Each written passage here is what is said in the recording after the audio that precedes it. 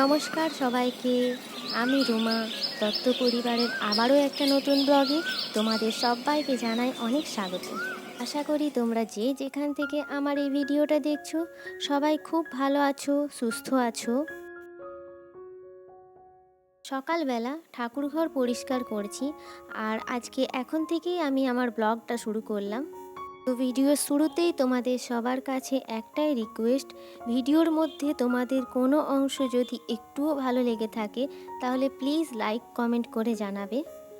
আর আমার এই ছোট্ট পরিবারের নতুন কোনো সদস্য হলে তোমাদের যদি এরকম ধরনের লাইফস্টাইল ব্লগ ভালো লেগে থাকে তাহলে অবশ্যই আমার চ্যানেলটি সাবস্ক্রাইব করে আমার পাশে থাকতে পারো। রাতেই ভেবে রেখেছিলাম যে সকালবেলায় ঠাকুরঘরটা ডিপ ক্লিন করব, তাই অন্য দিনের তুলনায় আজ একটু সকাল সকালে উঠে পড়েছি। আর আজকে যেহেতু ডিপ ক্লিন করছি তাই সমস্ত ঠাকুর আর কি সরিয়ে ঠাকুরঘরটা আমাকে খালি করে নিতে হয়েছে। সমস্ত ঠাকুর এখন আমি খোলা ছাদের মধ্যেই রেখে দিয়েছি। আর এই সমস্ত কাজগুলোই সকালবেলায় স্নান করে আমি আর কি করছি। এখন যেহেতু গ্রীষ্মকাল, সকালে স্নান করতে অতটাও অসুবিধা হয় না, তবে শীতকালের ক্ষেত্রে একটু সমস্যা হয়ে থাকে। আর ঠাকুরঘর আর রান্নাঘর এই দুটো জায়গায় সবসময় আমাদের পরিষ্কার রাখা উচিত, কারণ এই দুটো জায়গাতেই না মা লক্ষ্মী বিরাজ করেন। আর আমার ঠাকুরঘর প্রতি মাসেই আমি এরকম একবার করে ডিপ ক্লিন করে থাকি, তাহলে খুব একটা নোংরা আর কি জমে না। দেখো ঠাকুরের বেদিটা এখন খুব সুন্দর করে মুছে নিয়েছি, আর এরপর সমস্ত ঠাকুরগুলোকে আর কি আমি জায়গায় জায়গায় রেখে দেব। সায়নকে দেখো এখন আমার সঙ্গে বেশ কাজ করছে, সমস্ত ফটোগুলোকে মুছে আর কি আমার হাতে ধরিয়ে দিচ্ছে। এখন তোমাদের দাদা মর্নিং ওয়াকে গেছে, আর মাও আজকে বাড়িতে নেই, তাই বাধ্য হয়ে ওকে নিজের সঙ্গে রেখেছি। তবে মা থাকলে ও মায়ের সঙ্গে নিচের ঘরেই থাকতো। আর আমাদের এই ঠাকুর ঘরটা জানো তো 3তলা ছাদের উপরে। তো ছাদের উপরে হওয়ায় একটা বেশ সুবিধে হয়, সকাল সকাল তো প্রতিদিন রান্না করতে হয়, যে কারণে ঘর পরিষ্কার করতে একটু সময় লেগে যায়। আর ওই জন্য সকালবেলায় প্রতিদিন আমি ঠাকুর ঘরটা পরিষ্কার করে দিই, আর তোমাদের দাদা আর কি পুজোটা সেরে দেয়। তাহলে আমার আর অতটা চাপ থাকে না যে পুজো করতে হবে বলে।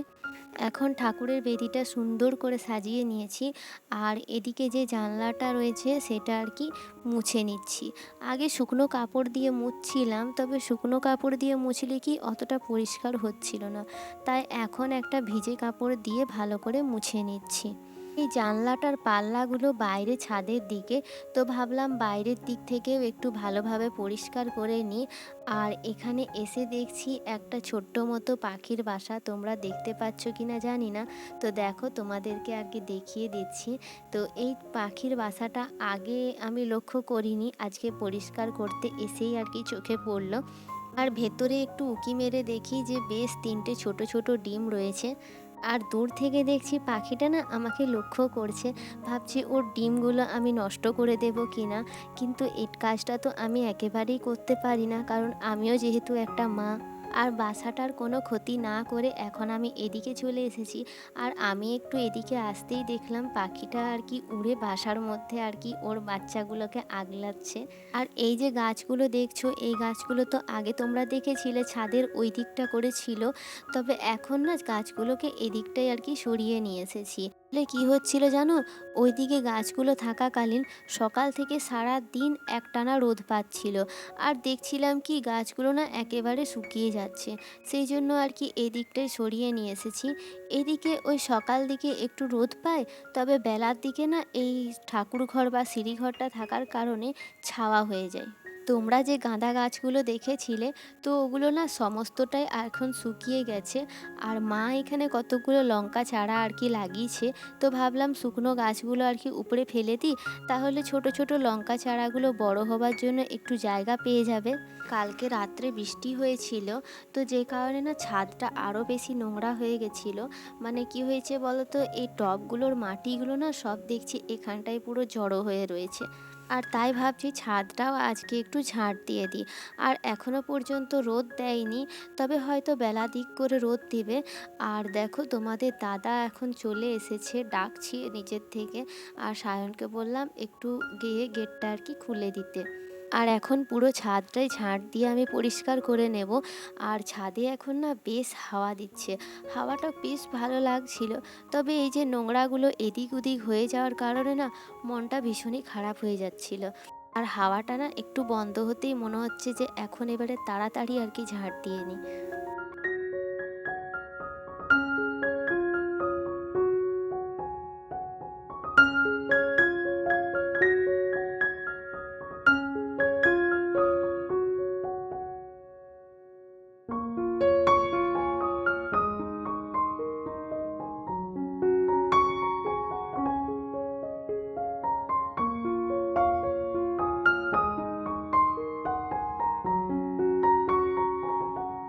আর এখন ঝাঁট দেওয়া আমার হয়ে গেছে। আর ভাবছি গাছগুলোতে না একটু ভালোভাবে জল দিয়ে দিই। আর আমি জল দেওয়ার আগেই সায়নের জল দেওয়া হয়ে গেছে। তো ও কি করেছে বলো তো, কোনো গাছটায় দিয়েছে, কোনো গাছটায় দেয়নি। তাই আমি প্রতিটি গাছে আর কি ভালোভাবে জল দিয়ে দিচ্ছি।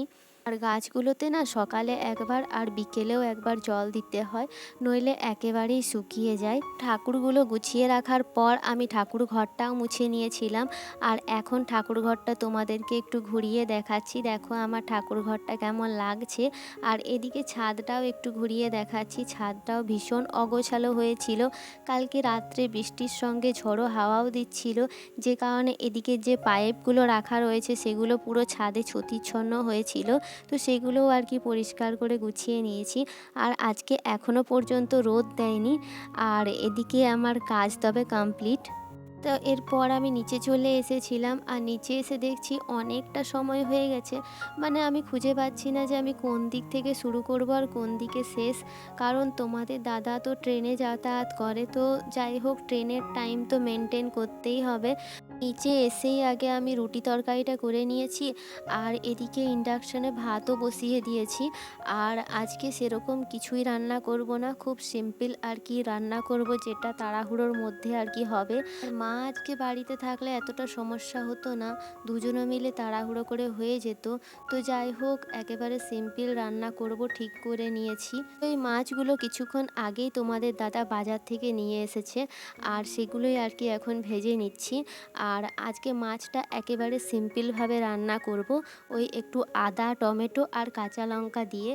আর আমি তাড়াহুড়োর মধ্যে না কোনো রকম ক্যামেরা আর কি সেট করিনি, ওই এক হাতে ফোন নিয়ে আর এক হাতে রান্না করছি, তো এইভাবে বেশিক্ষণ রান্না করা যায় না। তখন না ফোনটা অফ করে দিয়েছিলাম, আর সমস্ত রান্নাটা আমি তাড়াহুড়ো করে তোমাদের দাদার টিফিনটা আর কি প্যাক করে দিয়েছিলাম। আর তারপরে ঘরের সমস্ত কাজও আর কি করে নিয়েছি, তো সেইগুলো আর দেখালাম না, প্রতিদিনই তো সেই দেখায়। আর এখন দেখো প্রায় ওই 1:45 মতো বাজে, আর আমার আর সায়নের খাবারটা আর কি সাজিয়ে নিয়েছি। তো আজকে সেই তোমাদেরকে বলেছিলাম একদম সিম্পল রান্না করব, তো দেখো আজকে ওই মাছ করেছি আদা টমেটো দিয়ে, ডাল আর একটু বাঁধাকপির তরকারি, ভেন্ডি ভাজা, আর একটু তোমাদের দাদা মাছের তেল নিয়ে এসেছিলো, তো সেটা আর কি পেঁয়াজ লঙ্কা দিয়ে ভেজে দিয়েছি। আর দেখো এখন সায়নকে আর কি খেতে দিয়ে দিলাম। আর দেখছি কি আমার ছেলেটা না আজকে এখানে বেশ লক্ষ্মী ছানার মতো বসে রয়েছে। তো আজকে ভিডিওটা এই পর্যন্তই, ফিরে আসবো আবারও নতুন কোনো ভিডিও নিয়ে। এতক্ষণ ধরে আমার সঙ্গে থাকার জন্য তোমাদের সকলকে থ্যাংক ইউ।